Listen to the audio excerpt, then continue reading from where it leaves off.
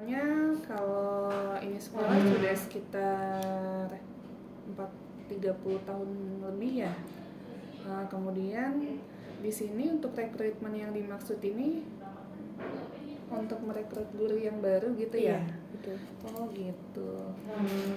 Jadi kalau di sini itu guru memang sudah lama-lama banget. Iya. Jadi bukan yang masuk keluar gitu. Iya. Jadi kalau prosesnya sih sama aja sih Mbak. Nanti kalau dari lamaran masuk ya paling kita pengecekan kemampuan dia secara akademik maupun secara dokumen itu aja.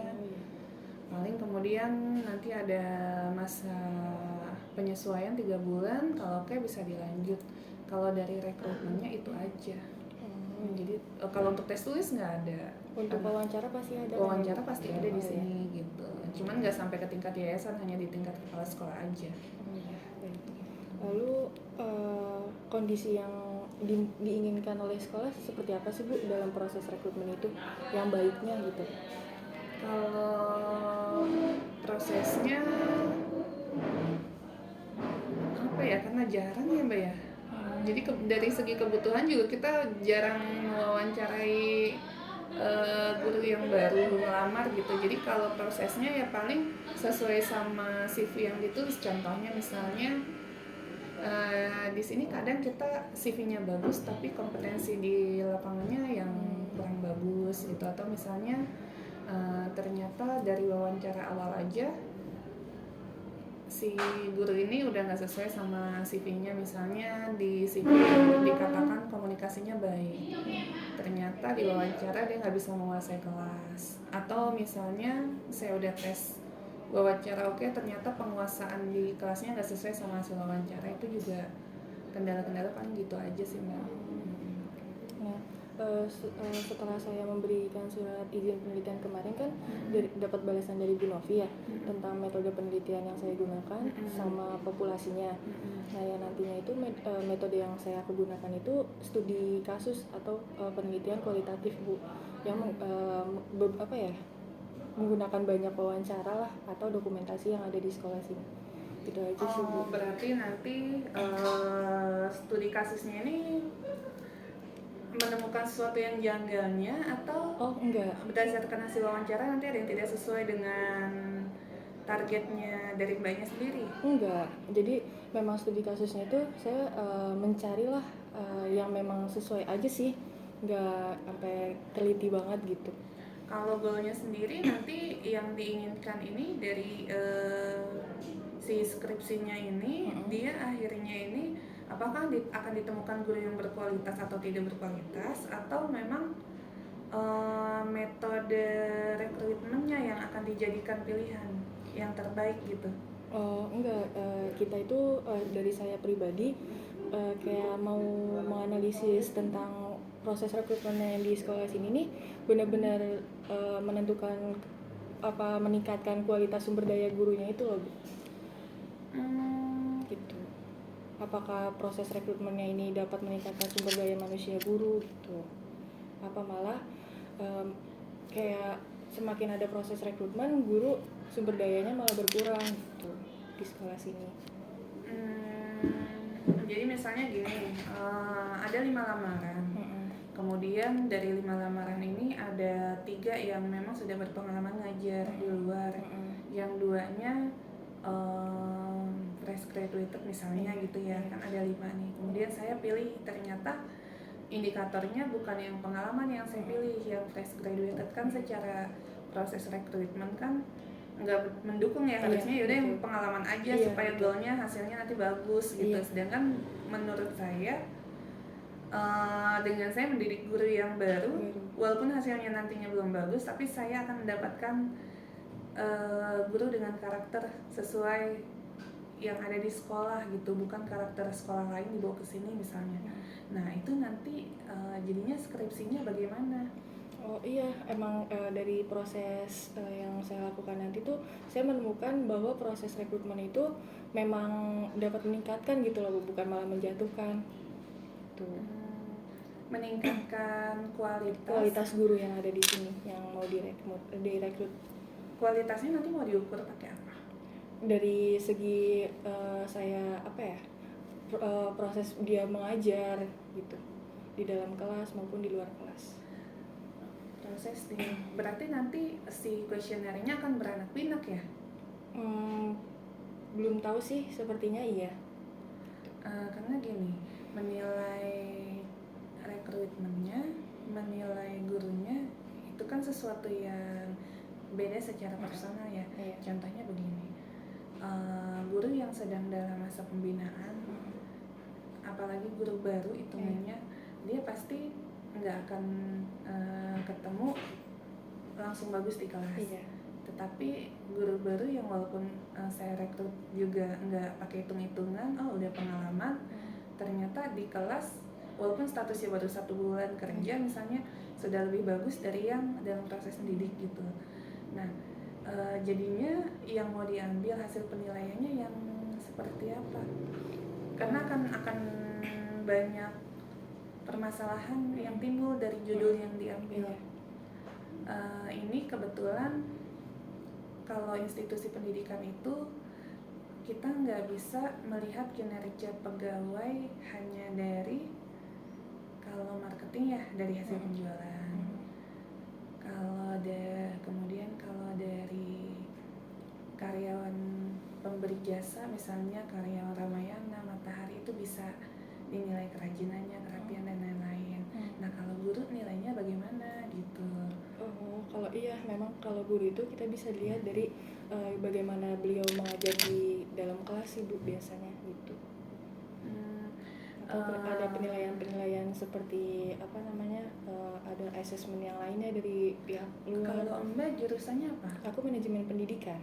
Manajemen pendidikan menilai guru di kelas mau dinilainya seperti apa beliau mengajar gitu sih Bu. Ada data-data yang nantinya saya lihat seperti ini mengajar tapi di data-data penilaian atau dia mendapat akreditasi apa tidak sesuai gitu.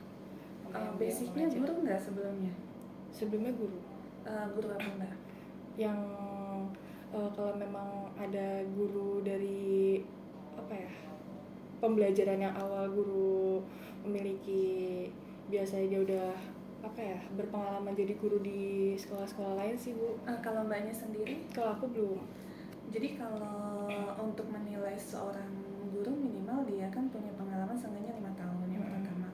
Yang kedua yang bisa menilai guru itu setidaknya adalah si supervisornya. Supervisornya di sini berarti wakil kurikulum sama kepala sekolah. Bahkan pengawas sekolah sendiri pun dia tidak bisa secara langsung menilai guru kecuali memang kompeten. Iya.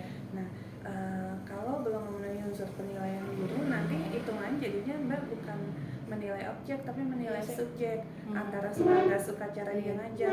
Padahal itu bukan kriteria penilaian saya gitu. Jadi mungkin kalau dari nanti nilai si gurunya tidak bisa melakukan langsung observasinya.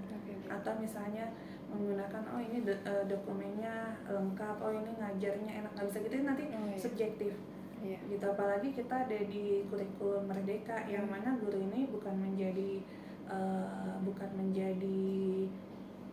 sumber belajar satu-satunya, bahkan dia bisa aja dia aja di kelas gitu, tapi kan dia sebagai fasilitator. Jadi nanti untuk penilaian gurunya bisa diambil ke wakil kurikulum. Tuh kita sudah ada penilaian untuk gurunya di supervisi akademik. Nah, cuman nanti dibanding tadi juga kaitannya kan sama akreditasi ya. Proses rekrutmen sama nilai akreditasi kan lembaga. Kemudian kalau rekrutmen ini kan personal, nanti mau dikaitin. Iya, nanti akan saya kaitkan.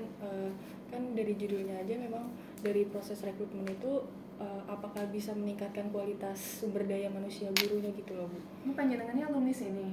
Aku bukan. Sekolah di mana sebelumnya? Sebelumnya aku di Madrasah Aliyah Syafiah Jatiwaringin. Gitu. Di Madrasah Aliyah. Di itu Jatiwaringin, Pondok Gede. Iya. Sebetulnya segitu sih. Jadi nanti prosesnya Mbak kasih dulu kuesioner gitu ya? Iya. Kasih kuesioner, mau sampel berapa rencananya? Aku ada dari seluruh guru kalau boleh diizinkan. terus sama kepala sekolah satu, wakil kepala sekolah satu, sama ada tim rekrutmennya itu Bu.